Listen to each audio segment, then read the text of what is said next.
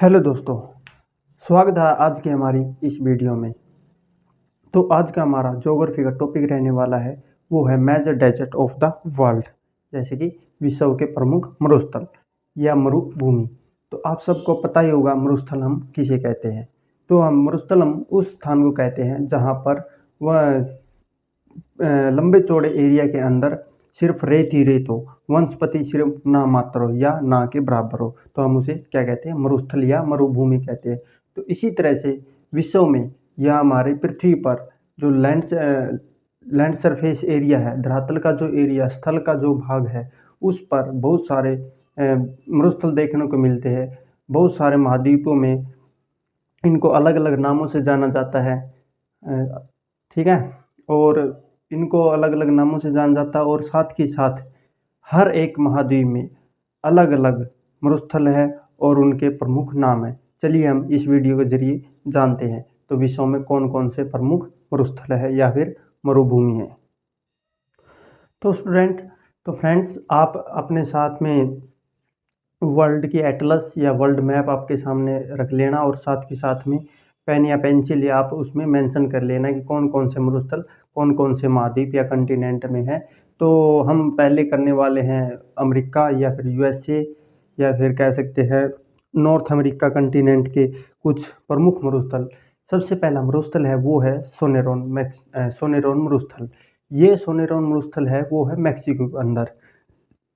Mexico में पूर्ण तरह से आप वर्ल्ड मैप में अगर आप ध्यान से देखेंगे तो उसमें आपको सोनेरेन मैक्सिको में यह मरुस्थल दिखाई देगा। मैक्सिको का जो एरिया है ये वाला एरिया है, ये वाला नीचे वाला, ठीक है। तो इसमें इस एरिया में आपको यह मरुस्थल देखने को मिलेगा। इसकी कुछ विशेषताएं है, आप नोटबुक या फिर अपनी कोई भी साइड वाले बुक में लिख लेना या फिर रिटर्न कर लेना ताकि आपको एग्जाम टाइम में हेल्प मिल सके। तो इसकी कुछ करैक्टरिस्टिक्स है, जैसे कि कैलिफोर्निया की ठंडी धारा के कारण यह बना हुआ है, इसका ये प्रमुख कारण है या इसकी विशेषता है।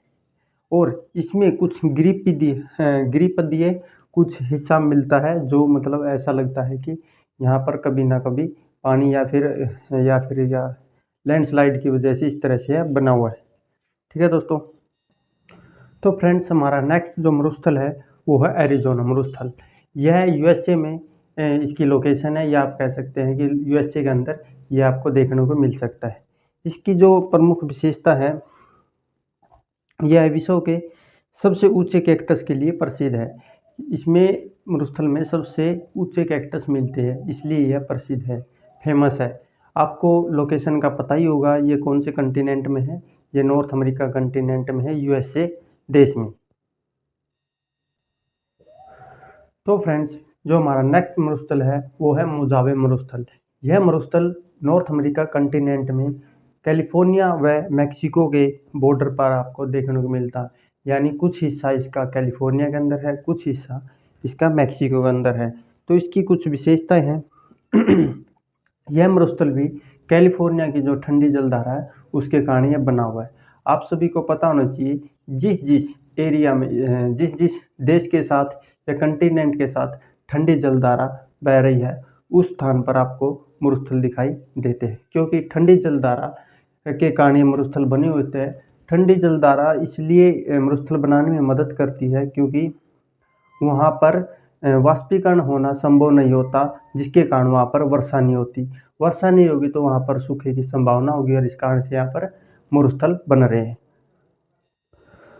तो दोस्तों, हमारा जो नेक्स्ट मरुस्थल है या नेक्स्ट डेजर्ट है वो है चिहुआहुआ डेजर्ट या चिहुआहुआ मरुस्थल।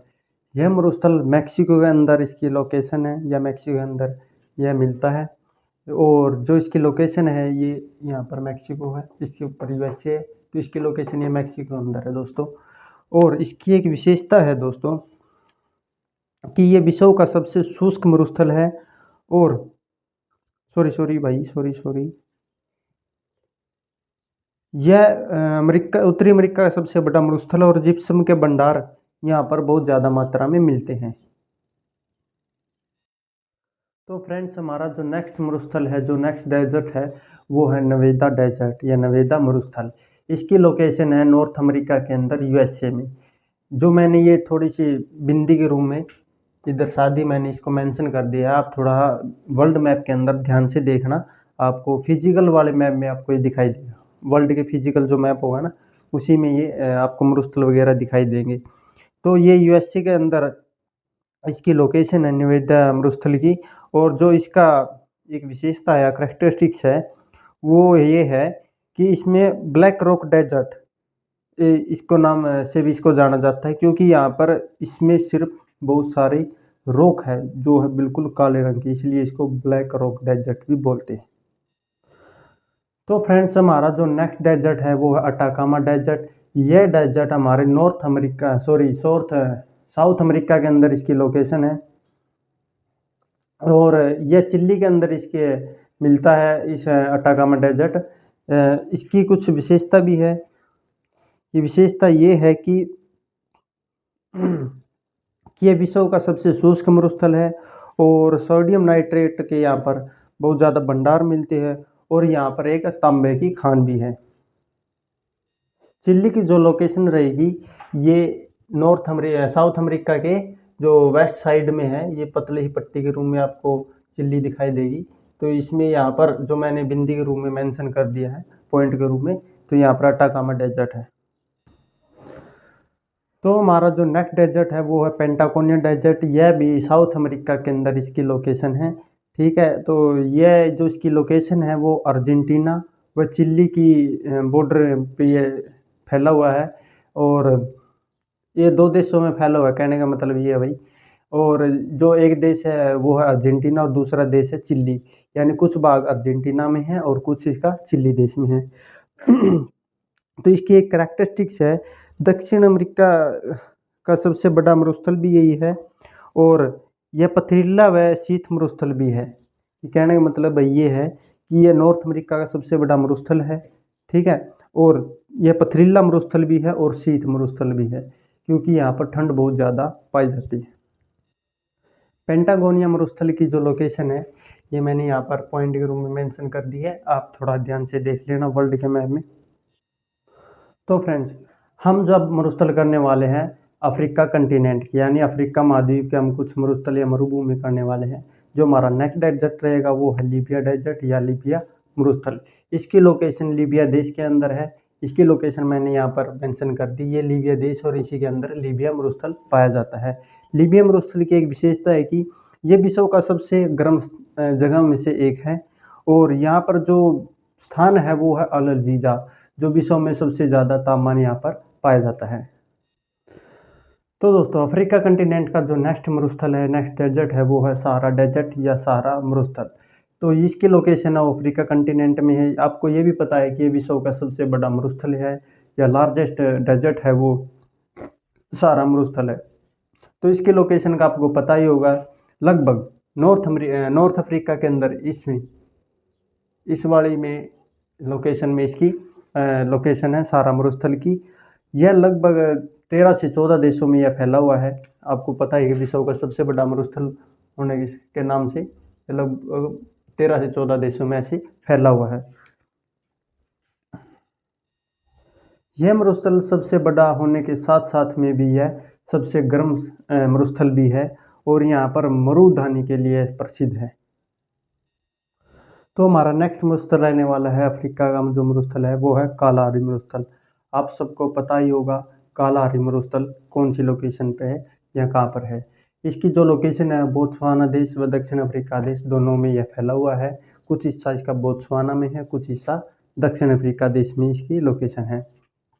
तो दोस्तों, इसकी जो लोकेशन मैंने यहाँ पर मेंशन कर दी है, ये देखो यहाँ पर, ये दक्षिण अफ्रीका और इसके साथ में ऊपर ही बोत्सवाना है। इस एरिया में इसकी लोकेशन है बोत्सवाना की। और इसकी एक करैक्टरिस्टिक्स भी है, यहाँ पर एक खूंखार जनजाति या एक इसकी खुद की एक जनजाति मिलती है, वो है बुशमैन जनजाति। और इसके साथ साथ में यहाँ पर विश्व में या इस स्थान पर तुरमुर्ग जो सबसे बड़ा पक्षी भी है यहाँ पर मिलता है। तो फ्रेंड्स, अफ्रीका कंटिनेंट का जो नेक्स्ट डेजर्ट है या नेक्स्ट मरुस्थल है वो है नामीबिया मरुस्थल या नामीबिया डेजर्ट। यह नामीबिया डेजर्ट नामीबिया देश में इसकी लोकेशन है। इसकी लोकेशन अफ्रीका के वेस्ट साइड में है, यहाँ पर जस्ट बोत्सवाना के ऊपर, यहाँ पर इसकी लोकेशन मैंने मेंशन कर दी है। और इसकी एक विशेषता ये भी है कि यह बेंगुला की ठंडी जलधारा के कारण यहाँ पर यह मरुस्थल बना हुआ है। तो फ्रेंड्स, मैंने पहले बता दिया है, जिस जिस कंटिनेंट के पास या जिस देश के पास से ठंडी जलधारा बहती है वहाँ पर मरुस्थल बनना संभव है या फिर बन सकता है, क्योंकि वहाँ पर वाष्पीकरण बहुत कम होता है। वाष्पीकरण कम होगा तो उस एरिया में क्या होगा, वर्षा नहीं होगी। वर्षा नहीं होगी तो वहाँ पर जो वनस्पति है वो मर जाएगी या फिर बिल्कुल ख़त्म हो जाएगी, जिसके कारण जो वहाँ पर जो भी चीज़ें है वो रेत में बदलना या तब्दील होना उसका होती जाएगी और धीरे धीरे मरुस्थल में बदल जाएगा। और यहाँ पर ठंड भी रहती है क्योंकि यहाँ पर ठंडी जलधारा बहती है। तो फ्रेंड्स, हम जब अब नेक्स्ट कंटिनेंट के जो मरुस्थल करने वाले हैं वो है एशिया कंटिनेंट। एशिया कंटिनेंट के कुछ मरुस्थल, प्रमुख मरुस्थल है वो हम अब करने वाले हैं। जो हमारा जो नेक्स्ट डेजर्ट है वो है दस्ते कबीर डेजर्ट या दस्ते कबीर मरुस्थल। इसकी लोकेशन है एशिया महाद्वीप के अंदर ईरान देश में। ईरान देश आपको पता ही होगा, भूमध्य सागर के लगभग लगता हुआ ये देश है। यहाँ पर इसकी लोकेशन है, मैं थोड़ा मेंशन कर देता हूँ। ये देखो यहाँ पर इसकी लोकेशन है दस्ते कबीर डेजर्ट की, और यहाँ पे ईरान देश है। और इसकी खास विशेषता एक ये है कि इस मरुस्थल को दरियाए नमक के नाम से भी जाना जाता है। तो फ्रेंड्स, आप नोटबुक लेकर जो मैं आपको इसकी करैक्टरिस्टिक बता रहा हूँ आप नोटबुक में रिटर्न कर लेना, ताकि आपको एग्जाम टाइम में हेल्प मिल सके। और आप थोड़ा ध्यानपूर्वक इसकी लोकेशन भी जान लेना, ताकि आपको कोई भी गलती ना हो कि इसकी लोकेशन कहाँ पर है, उस डेजर्ट की लोकेशन कहाँ पर है, ताकि आपको अच्छे से समझ भी आ जाए। तो दोस्तों, अगर आपको वीडियो अच्छी लग रही तो आप सब्सक्राइब करना मत भूलें। कमेंट भी करके बताना कि वीडियो कैसी है, और अपने दोस्तों को भी ये वीडियो शेयर करें। तो नेक्स्ट डेजर्ट हमारा जो रहने वाला है, तो फ्रेंड्स हमारा जो नेक्स्ट डेजर्ट है वो है दस्ते लूट डेजर्ट या दस्ते लूट मरुस्थल। ये इसकी लोकेशन भी ईरान देश के अंदर ही है। इसकी लोकेशन मैं मेंशन कर देता हूँ। जहाँ पर हमने दस्ते कबीर की लोकेशन मेंशन की थी, इसी के साथ में ईरान देश में दस्ते लूट मरुस्थल की लोकेशन है। और इसकी एक विशेषता या करैक्टरिस्टिक्स ये है कि यह खजूरों के लिए प्रसिद्ध है। सबसे ज़्यादा जो खजूरों का प्रोडक्शन होता है या उत्पादन होता है वो ईरान देश के अंदर होता है या दस्ते लूट मरुस्थल के अंदर होता है, क्योंकि जहाँ पर मरुस्थलीकरण ज़्यादा होगा वहाँ पर खजूरों की खेती या फिर कृषि की जाती है, जिसके कारण यहाँ पर प्रोडक्शन बहुत ज़्यादा होता है। खजूरों की खेती के लिए गर्मी या फिर हॉट क्लाइमेट की बहुत ही ज़्यादा ज़रूरत होती है, जिसके कारण वहाँ पर जो खजूर के पेड़ पौधे हैं भली भांति फल फूल सके। और इसी कारण से यहाँ पर खजूरों का प्रोडक्शन बहुत ज़्यादा है, क्योंकि यह भूमध्य सागर के लगता हुआ है और यहाँ पर मरुस्थल होने के कारण यहाँ पर हॉट क्लाइमेट पाई जाती है। तो फ्रेंड्स, जो हमारा एशिया कंटिनेंट का या महाद्वीप का जो नेक्स्ट डेजर्ट है वो है अल नैफूद डेजर्ट या अल नैफूद मरुस्थल। इसकी लोकेशन है सऊदी अरब देश के अंदर, यानी एशिया कंटिनेंट का जो सऊदी अरब देश है उसके अंदर अल नैफूद डेजर्ट पाया जाता है। इसकी लोकेशन यहाँ पर है, ये रहा, ये यहाँ पर सऊदी अरब और यहीं पर अल नैफूद डेजर्ट पाया जाता है। इसकी खास विशेषता ये है कि यहाँ पर पेट्रोल व खजूर के लिए बहुत ज़्यादा प्रसिद्ध है। यहाँ पर खजूर के साथ में पेट्रोल का भी प्रोडक्शन किया जाता है, क्योंकि लगभग इस एरिया में, मरुस्थलीय एरिया में, जैसे कि ईरान हो गया, इराक हो गया, सऊदी अरब हो गया, इसके साथ में और इस आसपास के जो देश है, इन देशों में जहाँ पर मरुस्थलीकरण बहुत ज़्यादा है वहाँ पर पेट्रोल का प्रोडक्शन बहुत ज़्यादा मात्रा में हो रहा है। आपको पता ही होगा, ज़्यादातर जो तेल का जो एक्सपोर्ट कर रहा है, एक्सपोर्ट करने वाले देश कौन से हैं? ईरान, इराक, सऊदी अरब, इस तरह के कुछ देश है। ठीक है दोस्तों, और यहाँ पर खजूर की खेती भी बहुत अच्छी मात्रा में, या इसका खजूरों का प्रोडक्शन बहुत अच्छी मात्रा में यहाँ पर होता है। तो फ्रेंड्स, हमारा जो एशिया कंटिनेंट का जो नेक्स्ट मरुस्थल है वो मरुस्थल है रब अल खली मरुस्थल या रब अल खली डेजर्ट। इसकी लोकेशन है सऊदी अरब देश के अंदर। सऊदी अरब देश के अंदर पहले एक मरुस्थल भी आ चुका, वो कौन सा है? अल नफूद डेजर्ट। इसके साथ में ही सऊदी अरब में रब अल खली डेजर्ट भी है। इसकी लोकेशन बिल्कुल इस एरिया में जहाँ पर अल नफूद बताया था, इसके बिल्कुल जस्ट यहाँ पर इसकी लोकेशन है रब अल खली डेजर्ट की। तो इसकी विशेषता या करेक्टरिस्टिक्स ये है कि यह बहु जनजाति मरुस्थल है। यहाँ पर बहुत 2-3 प्रकार की जनजाति पाई जाती है। जो एक तो है, इस डेजर्ट के अंदर एक जनजाति पाई जाती है, जो जनजाति है वो है रुअल्ला जनजाति। यह जनजाति जो है यह ऊँट पालती है। और एक है बद्दू जनजाति जो नफूद डेजर्ट में मिलती है और यह कृषि करती है। तो दोस्तों, ये कुछ डेजर्ट थे जो आपने अभी की है, इसके साथ में कुछ विशेषताएं भी की है। तो कुछ डेजर्ट और बचते हैं, तो हम धीरे धीरे ये कर रहे हैं, तो आप ध्यानपूर्वक इसको याद करना। तो फ्रेंड्स, एशिया कंटिनेंट का जो अगला मरुस्थल है, नेक्स्ट मरुस्थल है, वो है कराकोरम मरुस्थल या कराकोरम डेजर्ट। इसकी लोकेशन एशिया कंटिनेंट में, एशिया महाद्वीप में उज्बेकिस्तान देश में इसकी लोकेशन है। इसकी लोकेशन यहाँ पर है मध्य एशिया के अंदर। बिल्कुल आप यहाँ पर इसके कह सकते हैं कि यहाँ पर कराकोरम डेजर्ट मिलता है। और जो इसकी एक खास विशेषता ये भी है कि यह काला रेत के लिए प्रसिद्ध है और इसमें जायद फल भी पाए जाते हैं या जायद फल का यहाँ पर प्रोडक्शन किया जाता है। तो फ्रेंड्स, जो हमारा नेक्स्ट डेजर्ट है वो है किजिलकुम डेजर्ट। इसकी लोकेशन भी एशिया कंटिनेंट में उज्बेकिस्तान देश के अंदर ही इसकी लोकेशन है। इसकी लोकेशन जस्ट बिल्कुल कराकोरम डेजर्ट के नीचे ही है। यहाँ पर इसकी लोकेशन है। ठीक है दोस्तों, और इसकी एक करेक्टरिस्टिक्स ये है कि इसमें लाल रेत पाया जाता है। ठीक है, और एक अमू दरिया व सिर दरिया जो है, शायद ये नदियां हैं, और इसमें ही इन दोनों के बीच में यहाँ पर मरुस्थल पाया जाता है।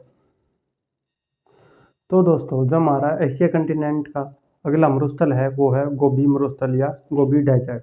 इसकी लोकेशन है चीन व मंगोलिया देश में यह डेजर्ट फैला हुआ है। कुछ हिस्सा चीन देश के अंदर है और ज़्यादातर इसका हिस्सा है मंगोलिया देश में है।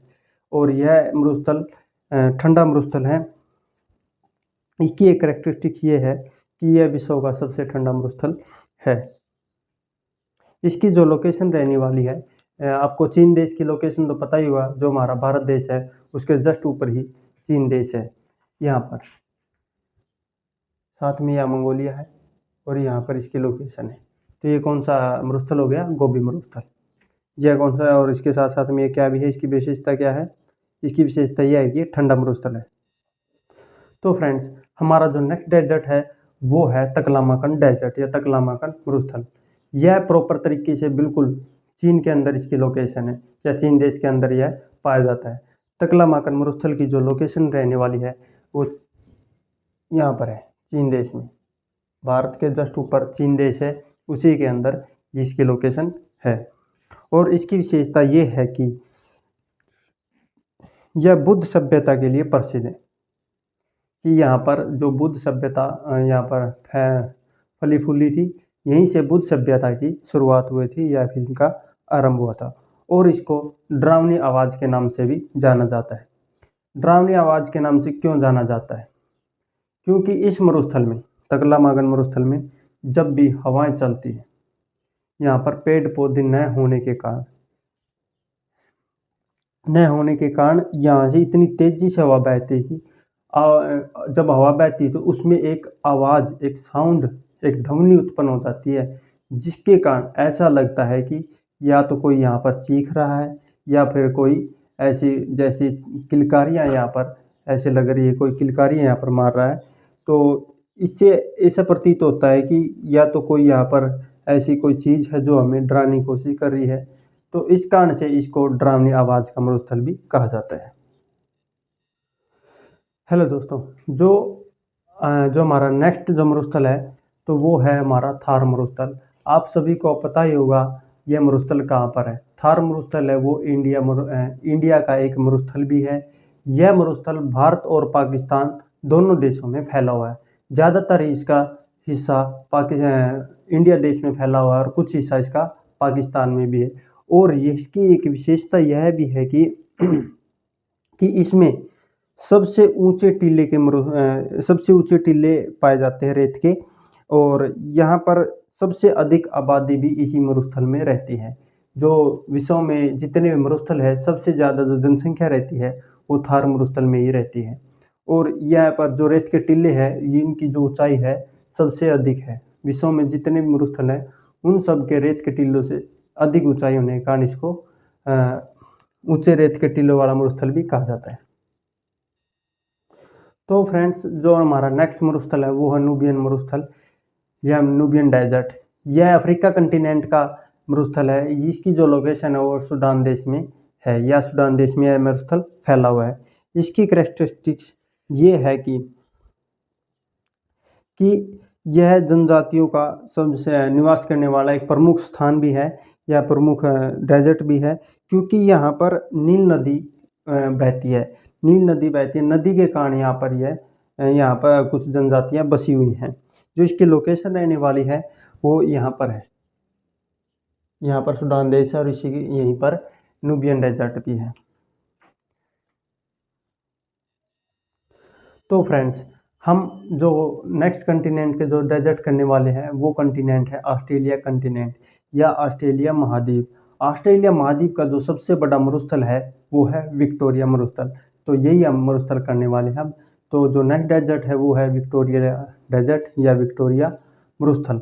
यह मरुस्थल ऑस्ट्रेलिया के पश्चिमी दिशा में या फिर पश्चिम ऑस्ट्रेलिया में इसकी लोकेशन या पश्चिम ऑस्ट्रेलिया में यह फैला हुआ है। यह ऑस्ट्रेलिया का सबसे बड़ा मरुस्थल होने के साथ साथ में इसकी कुछ कैरेक्टरिस्टिक्स ये भी है कि इसमें दो प्रमुख खाने पाए जाती है। वो खाने कौन से खनिज की या कौन से मटेरियल से की है। यहाँ पर दो प्रमुख सोने खान पाई जाती है। एक जो खान है वो तो है कालगुरली खान और दूसरी है कुलगार्डी खान। कालगुरली और कुलगार्डी ये दोनों सोने की खान पाई जाती है। आपको पश्चिमी ऑस्ट्रेलिया का लोकेशन का तो पता ही चल गया होगा। जैसे कि ये हमारा ऑस्ट्रेलिया है और ये हमारा पश्चिमी ऑस्ट्रेलिया और यहीं पर विक्टोरिया डेजर्ट है।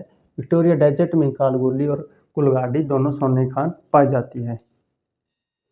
विक्टोरिया डेजर्ट पश्चिमी ऑस्ट्रेलिया की जो ठंडी जलधारा बहती है इसके कारण यह डेजर्ट बना हुआ है। तो फ्रेंड्स, जो हमारा नेक्स्ट मरुस्थल या नेक्स्ट डेजर्ट है वो है ग्रेट सैंडी डेजर्ट। इसकी जो लोकेशन है वो है उत्तर पश्चिमी ऑस्ट्रेलिया के अंदर।